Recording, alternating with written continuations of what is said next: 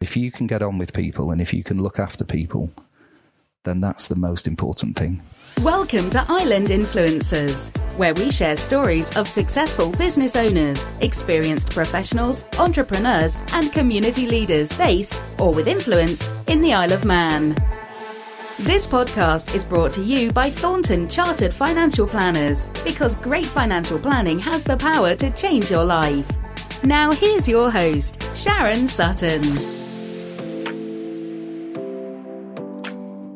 Welcome to another episode of Island Influencers. This week, I'm delighted to welcome Damian Molyneaux, Director and Advocate at M&P Legal. Damian stands as a notable presence in the Isle of Man's legal sphere. Originating from Kirkham, a town near Blackpool, he grew up in a devout Catholic household with a familial link to the priesthood, adding to his unique background. His journey began in the field of electronics, where he earned a BTech at British Aerospace before successfully transitioning to the realm of law through his determined pursuit of a law degree at university.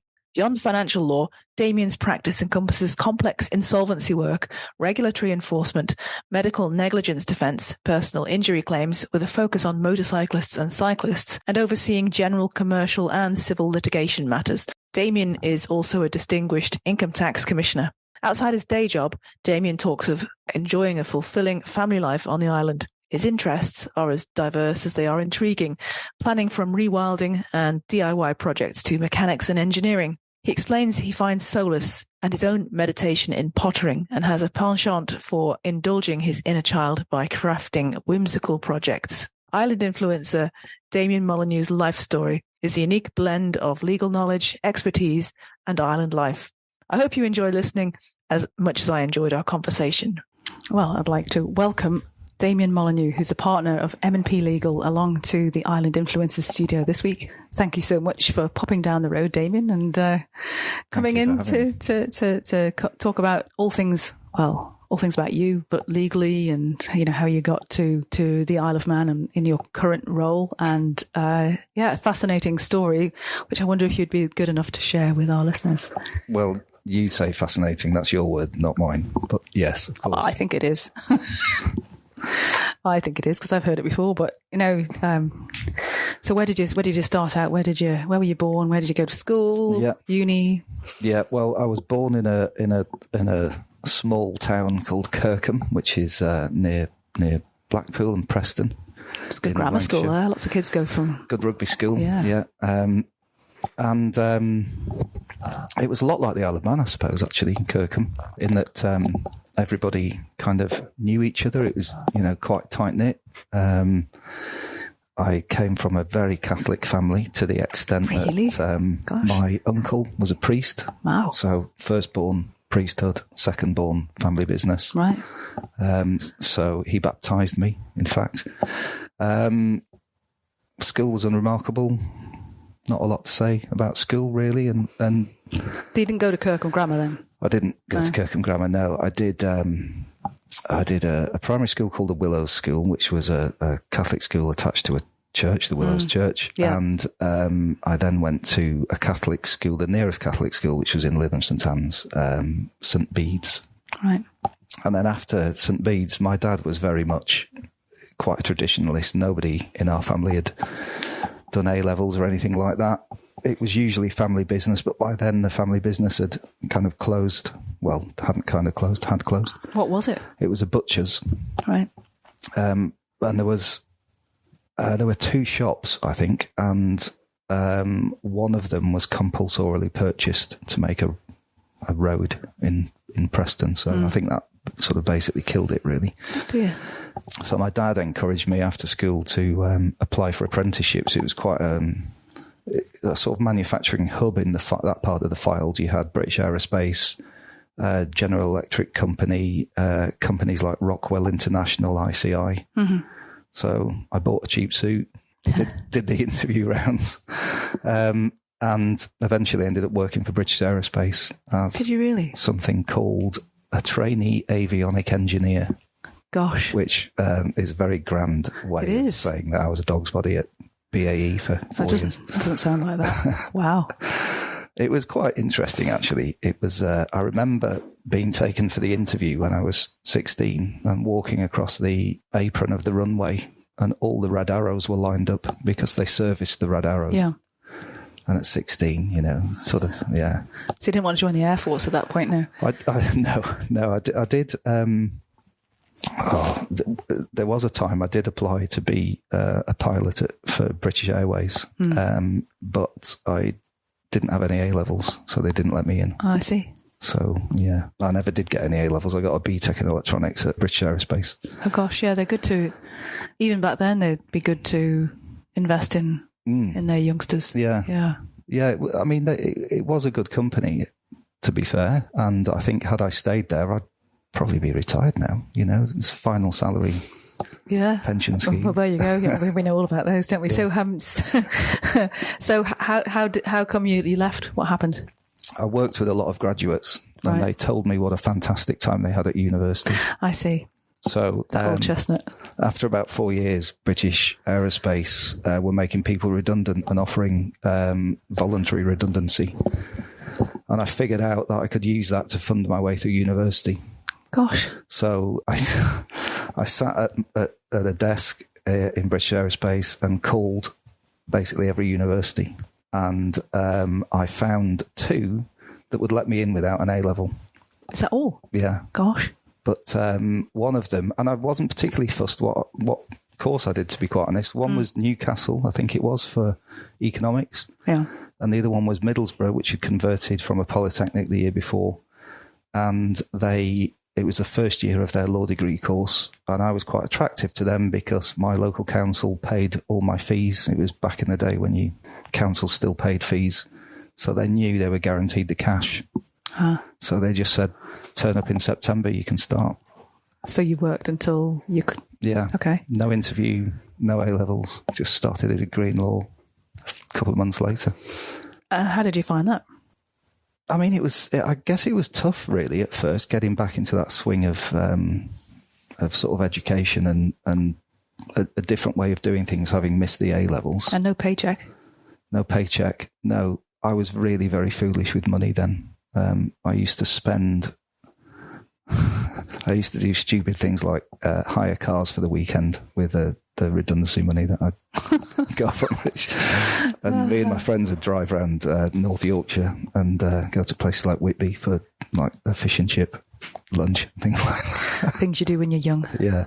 Yeah. But I enjoyed it. I loved it. I mean, look, if anybody's happens to listen to this who is from Middlesbrough, advanced apologies, but it wasn't back then the best place. I mean, a friend of mine got mugged by an 8-year-old with a knife outside Quicksave. No. It's that kind of thing. So it wasn't the most salubrious of places. Well, I'm sure it's improved since. I'm sure it has. I believe it's won awards now for University of the Year 1 year and all sorts of things like that. So how long did it take you to get your law degree? 3 years. 3 years, okay. And then 1 year at Chester for postgraduate diploma. Mm-hmm. That was fantastic. Chester and Middlesbrough at the time, you couldn't really get more opposite. Pulls apart. I mean, as learning establishments, the university was fantastic, but Chester, I had a great time in Chester. Oh, superb. Yeah. And did that shape your way to an immediate entry into the law profession? Oh, well, that was at a time that it's a bit, as an employer, I'm finding it very different now. There are a lack of advocates actually at the moment, but back then there were more graduates than there were jobs. So I think my mum's still got about 600 rejection letters in her attic that I wrote for law jobs. I just couldn't get one. So there were a couple that offered me jobs, but I had to contract out the Law Society minimum wage. So I just couldn't afford to live. One of them was in near Liverpool, and I think it was sort of $8,000 a year or something like that, and I just couldn't afford to move to Liverpool for $8,000. No, I'm sure you couldn't. Yeah. So what did you do? At the time, my brother worked for Royal Scandia as regional director for Cyprus. So he got me an interview at Royal Scandia on Finch Road, as it was then. And I came over here. Okay. Didn't know anyone. Lived in a B&B in Hutchinson Square. Right. For about 2 months. Uh-huh. And then a bedsit on Christian Road. Gosh. And I was really very deeply unhappy, if I'm being honest. Yeah. I didn't... Yeah, those first sort of 6 months were quite tough. What made you stick it out? I was rescued by a guy called Matt Oakes, who is managing director of Doxbond. Okay. At the time, he worked at Royal Scandia, and he was kind enough to invite me on a night out. And I said, I've just got to nip back home and get something. He saw where I was living. And the next day, I moved in with him and his mum as a lodger. And that sort of totally changed things. Oh, brilliant. Yeah, it was great. What a nice thing to do. Yeah. Yeah. Cool. So what happened then? So I was here for about 2 years, and then I moved to London and got a job for Scandia Life, the sister company. So that was like an internal transfer in a way, or did you? Well, no, it wasn't actually. There's loads of confidence to just, right, I'll just apply here, and I'll just go to uni here, and then I'll just go to postgrad there, and I'll just go to the Isle of Man, and I'll just go to London. It's a bit of a theme. Yeah, I suppose brave. it is. Yeah. I'm not sure it's brave. It's either brave or stupid. But either way, I do believe if you're not happy, then you do something about it, you know. And it's, to me, it's no different. You know, if I'd moved 10 miles away from home, it's not a lot different moving 100 or 200 miles away from home. I suppose not, no. You know, it depends on often you need to go. Yeah. And at that age, you don't want to go too often, do you? Let's be honest. So actually, it wasn't a direct internal move, but it was, as usual, or as often happens in these circumstances, I guess, there was a woman involved that I met who lived in London. Right. So I moved to London, went to a different firm initially, and then ended up with Scandia Life. I was there for 4 or 5 years. And came back here. Okay. Again, because of love. Yeah. Oh, that's nice. So when I came back here, applied for lots of jobs, and I ended up working back for Royal Scandia for a bit. Yeah. And then got offered a job with one of your competitors for a while, and was an IFA for a bit. Yep. Okay. And then some of the jobs that I'd applied for by now 18 months previously sort of got back to me and said, well, there were 2 actually. I got offered a job in the police, and I got offered a job as a trainee with a firm of advocates. And at the time, my wife, then my girlfriend, was in Hong Kong on secondment. Right. And she just said to me in the sort of snatched phone calls, because of time difference, just, you know, do what you think's right. So I took the advocate's job. Sensible advice. For better or worse. Yeah. No, that's wonderful. So I guess you've learnt a fair bit from your roles throughout financial services that I guess you'll tell me about. Yeah, I think the main thing, and I was saying this to somebody this week actually, is that for every job that I've done, really you're selling yourself. That's the bottom line and the most important thing. And that comes first. And if you can get on with people, and if you can look after people, then that's the most important thing. And everything else can come after. Yeah. I think, that's what I've taken, I guess, from those other jobs. Yeah, no, that's good. That's good to hear. So you started as a trainee advocate at the firm of advocates, which is, as we know now, M&P Legal. Yeah. And you've made your way to the lofty heights of partner. Yeah. So what's that journey been like? And it's been hard. Hard because I knew that that's what I wanted to do. Getting there and managing to become partner director has been very challenging, and people listening to this will have no sympathy for me, but I imagine that people look at advocates and think, oh, you know, they do all right, don't they? But, you know, in the background, finding the finance and things like that to operate a business and to buy into a business is very difficult, and made much more difficult by economic crashes, COVID, things like that. Banks are very reluctant to lend now, so it is quite tough getting that sort of finance to acquire that stake. Yes. Yeah, and even more so now with interest rates being as they are. But But I think, absent that, getting into that sort of role, it surprised me, really, the challenges that there are on the HR side. We're not a big enough firm to have a dedicated HR only person. We have a fantastic office manager who manages that, but of course you've got a fantastic litigator for when it goes wrong.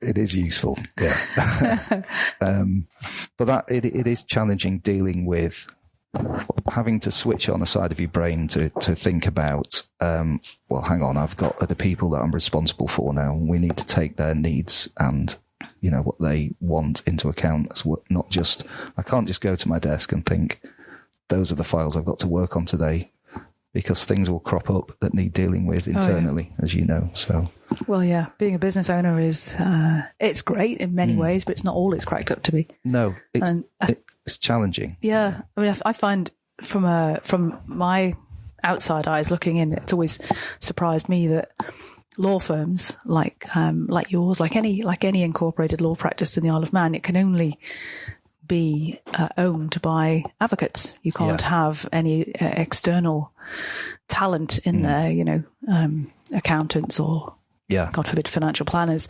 as equity holders, which a business manager, a practice manager, that must be, you know, you obviously, you guys cope, but would it be helpful, do you think, that if the legislation were different? Yeah, I do. So in England, they have what they call, I think they still call them alternative business structures. The ABS, yes. That came in 2015, something like that. A long time ago, yeah. So, and that's why you've got, as you know, you've got Tesco law and you know, co-op law and things like that. Yeah. I think it would help. I'd always imagined that if I ever owned it, and this was, you know, sort of pre-law, I guess, I always thought that the best way to motivate people is by making them part of the business. Yeah. And that not only incentivizes them, but it also allows them to sort of have a say and see what the challenges are and makes them more invested in the business. I know, I get that. When you have things, I mean, there's regulation as well, that many people don't want to be associated with owning part of regulated business because maybe, I don't know, there's some associated risk with that. We do like I'm happy to share the details. We do something like a phantom share. So there's a notional way of calculating. We find that's, I think it's a good thing. We have looked at sort of things like that, and not just for that reason, but also to bring on, you know, the next sort of generation of advocates to be business owners. Yeah. I think it is unfortunate that non-advocates can't participate. It seems odd to me. I don't quite understand it. I think it's anachronistic now. You know, maybe there was a time when it made sense, but, you know, there's no other sector of business that works in that way. No, it is odd. Yeah. Okay. Well, so what's the best thing about being an advocate? The wig. What is the best thing about being an advocate? I think it's where does it live? In a special wig tin on my filing cabinet. Okay. Yeah. Do you have to put like those little desiccated silicone packets in so that there is one in there? Yeah. Just wondering. And to be honest, we don't wear them much now. Really? Yeah, you don't robe much now for court. Are they itchy?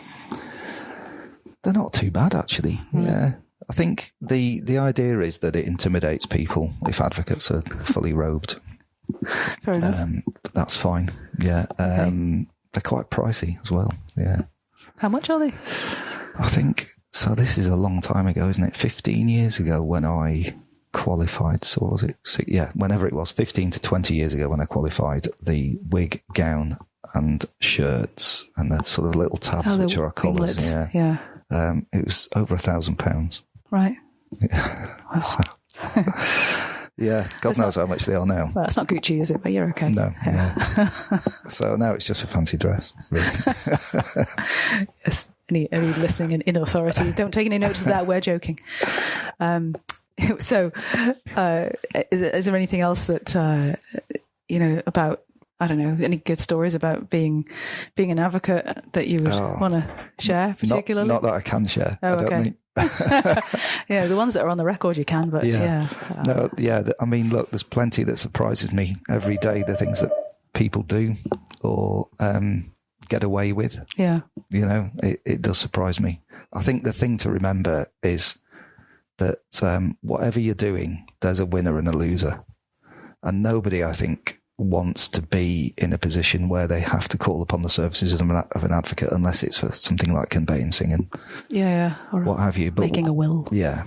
When people are having arguments, you know, that if people call me up and ask me about a sort of potential dispute, my first piece of advice is try and avoid using us, because it will get expensive and you will fall out with that other person more than you currently are doing. So yeah, no, just think about it. Yeah, I know. It's you are saying that you are doing most lawyers out of a job, but I mean, it's the right thing to do, isn't it? Yeah, it is, because it's stressful. It's expensive, and I recognise that, you know, that it is a costly thing to do. And okay, there's lots of jokes about advocates, solicitors, lawyers, and, you know, there's that famous picture of two farmers fighting over a cow and a lawyer sat underneath it milking it. Right. But for that reason, it's very visual. Yeah. I don't want to fulfill that stereotype. No. So I think that's clear. If you can avoid it, don't knock on my door. Yeah. Okay. Well, so if you don't mind me asking, I do this all the time actually when I meet people, but what's your earliest memories of money? Yeah. When you were growing up? I mean, my, you know, financial planning role, we always ask new prospective clients this question. It's amazing the variety of answers you get. So your parents had a butcher's shop. Yeah. What are your memories? Well, I don't remember the butcher's shop. That was a bit after before my time. But right. My first memories are, I mean, Dad working really hard. Physical money for me was sort of 50p a week in a little tin in my mum's desk drawer. What did I do with that? I can't really remember, to be quite honest. It was probably the usual sweets, and then as I got older, records. But yeah.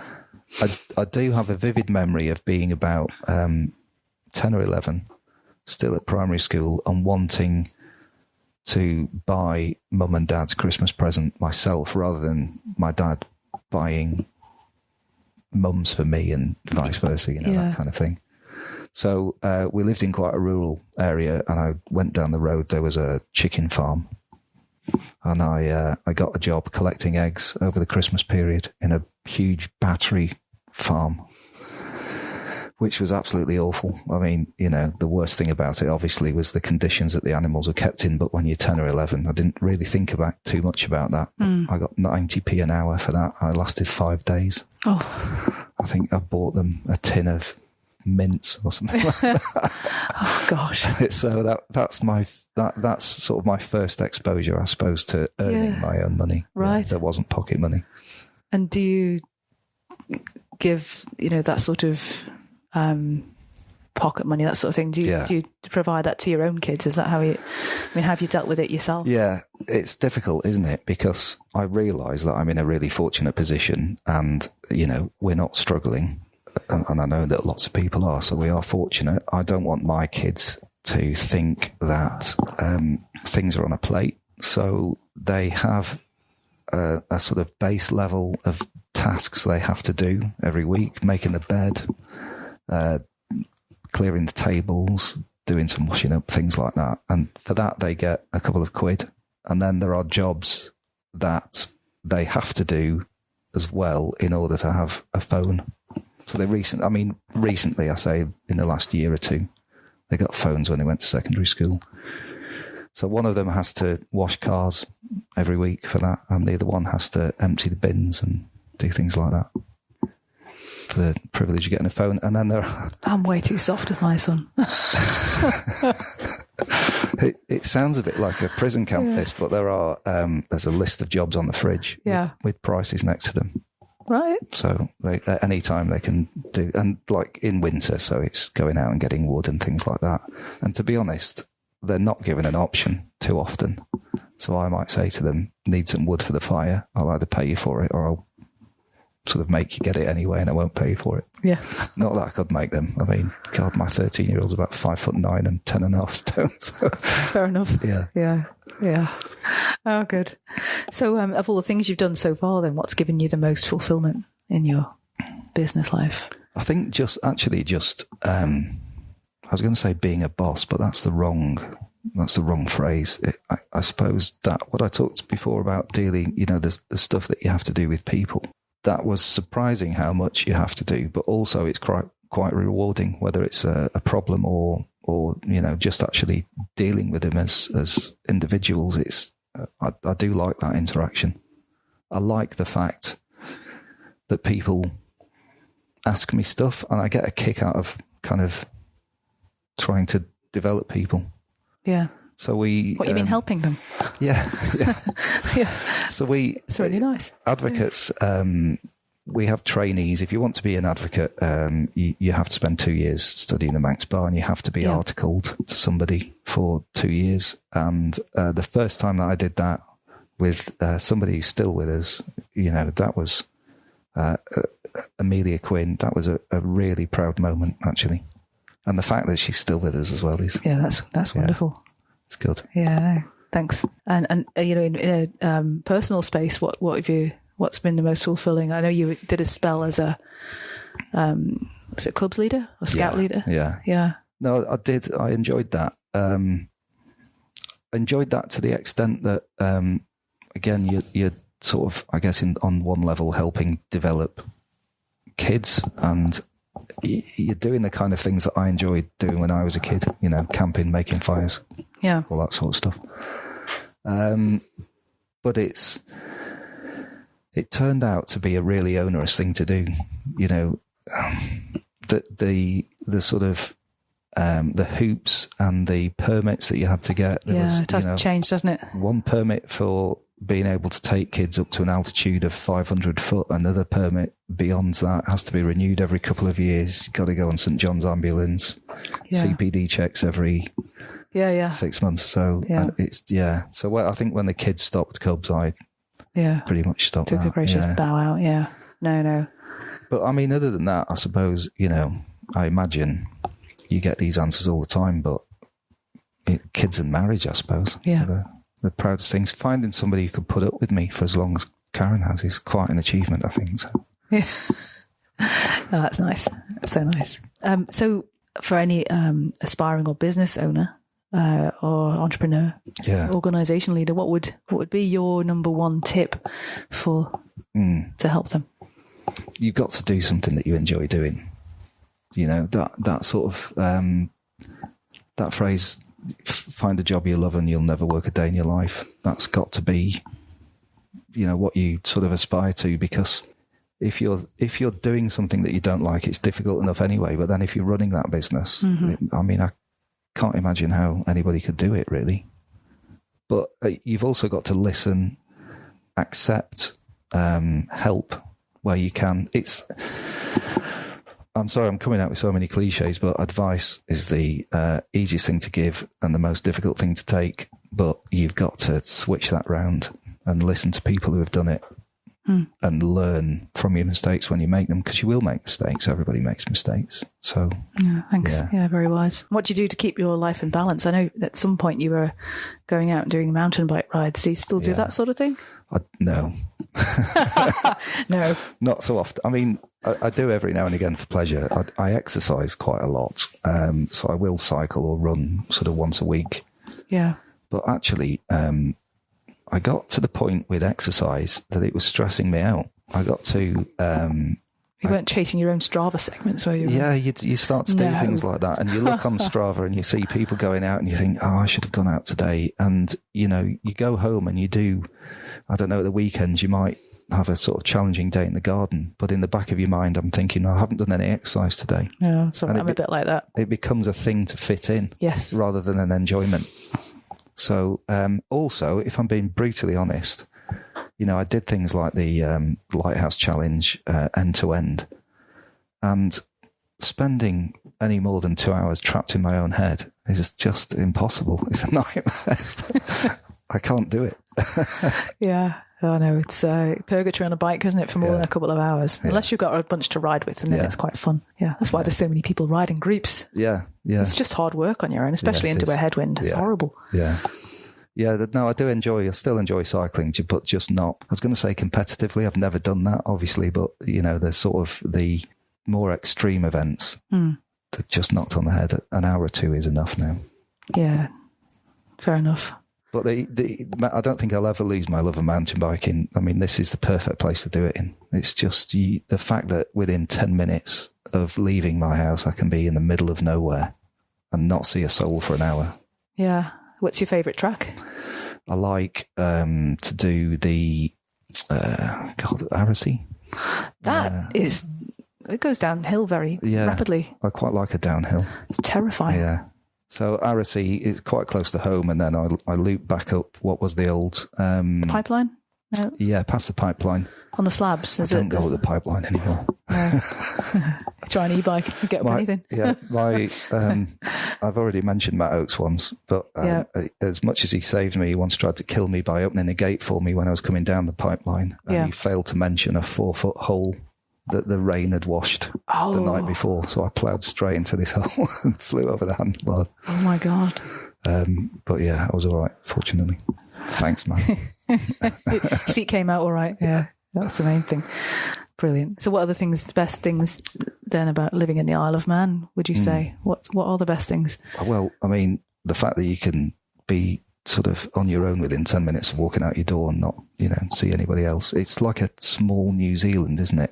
I think. I don't know. I've never been to New Zealand. No, I haven't either, but what you imagine it to be like. Yeah. Okay. Fair enough. I think, the fact that, I don't know. I mean, I've probably left my car open.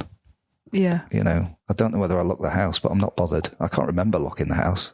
I probably did, but it doesn't matter, does it? No. There's not many places like that. Well, I guess you've got cameras and all sorts of stuff around the place. For the purposes of this recording, yes, it's a fortress. But,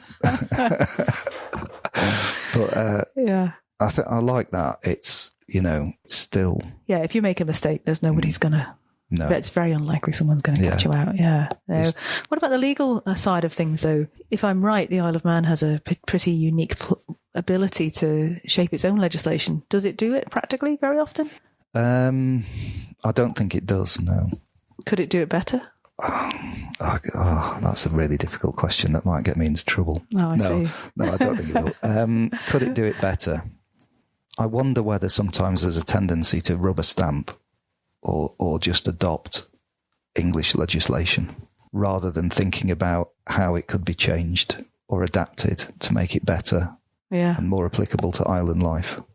Yeah, okay. And I think sometimes as well there are statutes that are on the books maybe for too long and need updating more regularly. But I get that there's a resource problem. It's not, it's fine for me to sit here in a nice warm office with a cup of coffee to say, that could be done better. But I realise that sort of belittles the people who are trying to do it better and are working on it. So I don't want to do that. It's just from from the perspective of somebody who uses that mechanism every day. It's sometimes difficult. I'm sure. I mean, I just I know that Mr. President, former Mr. President, he mentioned that one of the island's beauties of the Isle of Man is that we have the power to make our own legislation, which I guess is a nice power to have. Yeah. Sometimes having power is knowing when not to use it, isn't it? Yeah. Yeah, it is. But it's also knowing, I guess, recognising the opportunities you can take from that. And this will be controversial. I'm not advocating for or against assisted dying, but that's one of the opportunities. That's one of the things we can do different. Regulating the growth and production of medicinal cannabis and medicinal cannabis products, that's another. And we do need to do things that differentiate us. And that was financial services. And quite rightly, financial services sector is now a lot more regulated. And so there's that growth that the Isle of Man has seen from that business. Yeah, it's interesting. There's another podcast. Listeners might want to look it up. It's called the Real Advisor podcast, The Trap, a whole pile of trap. And it's for male IFAs of a certain age. Right. And one of them's in Ireland. And he was sharing a story of how, this will interest you from days past, but there's it was in the news last week, 25% of regulated IFAs, and there are 1,200 of them. So 25% of that number, over 300, have been found having misadvised clients for holding UCITS investments that have gone to naught to do with some solar energy type scheme. Yeah.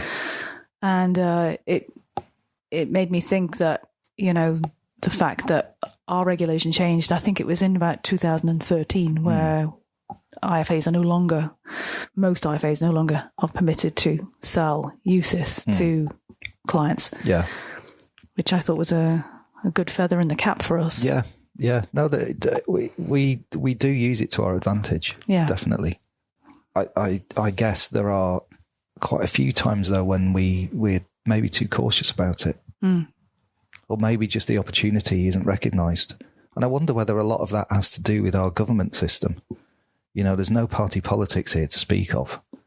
So agendas begin and end very quickly, don't they? With the changing of MHKs and what have you. So when one goes, that agenda's gone. Yeah. And there's no sort of lasting policy, really. Yeah. Could be a good thing and a bad thing. Yeah, no, absolutely. I'm not, you look across the water and I'm not necessarily advocating we have the same system that they have there, but I just think we need to be mindful of the next opportunity. Yeah, okay. Good talk. What would you say is the main challenges that the Isle of Man faces? I think that, really. I think making or recognising that next opportunity. I think it feels like we're on the cusp of having to make some really big decisions. Doesn't it? I'll be surprised if the state pension is in the same state as it currently is by the time I come to retire or become of state pension age in whenever that is, 14 years' time. That concerns me. There doesn't seem to be any appetite to do anything about that. And that comes back, I think, to this idea that, MHKs are in position for a short amount of time and there's no policy.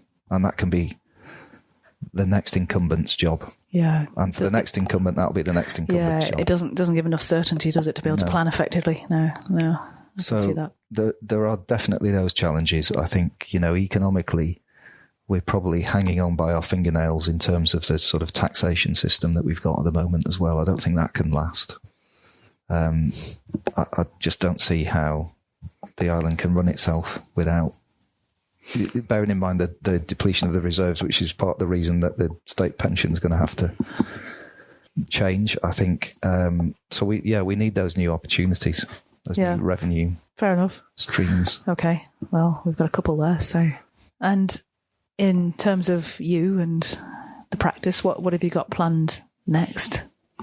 I think just continue steady growth. When I started with M&P, I remember, my business partner, John Aycock, who's massively experienced at the time, and ever since, he's always said that the best thing that we can do is, in terms of marketing, is do a good job for the clients that we've got. And I think just carrying that on is where I see us, and that'll help us to grow. We've grown quite a bit in the last 3-4 years. Probably doubled the amount of fee earning advocates. So, I don't want to take over the Isle of Man. We're not going to be a massive law firm ever, I don't think, but just continuing in that same vein, I think we get a really interesting breadth of work from all sorts of different clients. We're really, really fortunate. So just not killing it would be good, I think, Sharon, to be quite honest. Oh, very good. And what about you personally? Have any challenges that you've got set up that you want to, going to go back into doing any daft things like rugby or? No. My son loves rugby, but I mean, parenthood's the biggest challenge, isn't it? I think probably. For me, I don't. I'm just sort of enjoying life, I guess, at the moment. It's, I've got nothing planned. One of the things I thought about for this podcast, was, what interests me? What outside work interests do I have? And the first thing that came to mind was pottering, which I know sounds odd, but my garage is just full of things that are half taken apart. okay. And I will put them back together. So, you know, things like motorbikes are just, there's a great catharsis in sort of taking them apart and sort of cleaning them up, fixing them, putting them back together. Yeah, that sounds like the best relaxation ever if you get them back together. Yeah, well, so far so good, touch wood. Is that from your engineering days, do you think you have that? I just think it's so different to what I do on the daily, you know. It's like meditation. You are very definitely in the moment. You're not thinking about anything else. So I quite like a bit of that and a bit of DIY. And the kids are starting to get interested in that. They're begging me at the moment to turn an old ride-on lawnmower into a go-kart. So we're kind of working together on that. That's quite nice. That sounds amazing. Yeah. Oh, well, good luck with that. Yeah. So what about any books have you read, any podcasts you listen to, that sort of thing? What's that? Anything you can recommend there? I think George Orwell's 1984 should be compulsory reading for all school children, especially in this day and age of access to news, whether that be real news or fake news through social media. Questioning what you read, what you see on TV, what people tell you, I think is absolutely essential. So George Orwell's definitely a hero of mine, I think. Yeah. I like anything by John Steinbeck. I recently read Bob Mortimer's autobiography, and that resonated. We were talking before we started recording about imposter syndrome. Yeah. Bob Mortimer's definitely got imposter syndrome. But I think, as I said before, I think that's quite a healthy thing to have. For sure. As long as it's constructive, yeah. Yeah, I should just recognising that it's okay to be uncomfortable about the things that you are doing and not knowing necessarily what you're doing, but you can find out. That's, you know, that's healthy, I think. Yeah, good. So who inspires you? My mum and dad. Good answer. No, I think, look, it's maybe an obvious answer, but I think you learn such a lot from, obviously, your parents and dad's work ethic in particular, I think, has rubbed off. That's nice. Have you got a favourite quote? I do, yeah. And if Karen listens to this, she'll go mad when I say this, because I'm always saying it, and it is, tenacity is the salvation of a mediocre mind. Because it sort of resonates, it rings true. You don't have to be a rocket scientist to do anything. You don't have to be the best at what you do. But if you want something and you carry on plugging away at it, you'll get there eventually. Yeah, that's a good one. I mean, if I can put another one in there, I think is really important as well. You can. Today, in today's world, is it's George Orwell.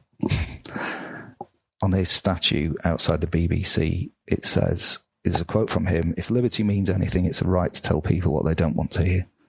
And I think we are in an age where there's a bit of a sort of cancel culture if your view does not align with other people's view. Yeah. And I think it's dangerous just to cancel that view just because you don't agree with it.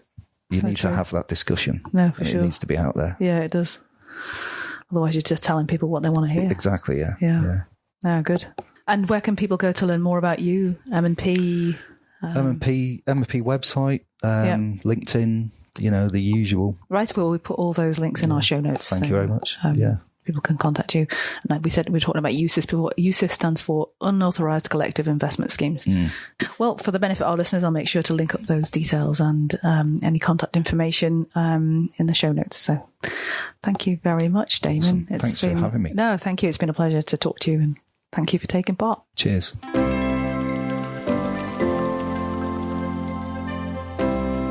Thanks for listening this far. I hope you found this episode to be valuable. If so, I'd like to ask you for a small favour. Would you please go to Apple Podcasts and leave a 5-star review, because that's one of the best ways for others to find the series, and please send a link to the podcast to 3 friends or colleagues who know they'll find it helpful.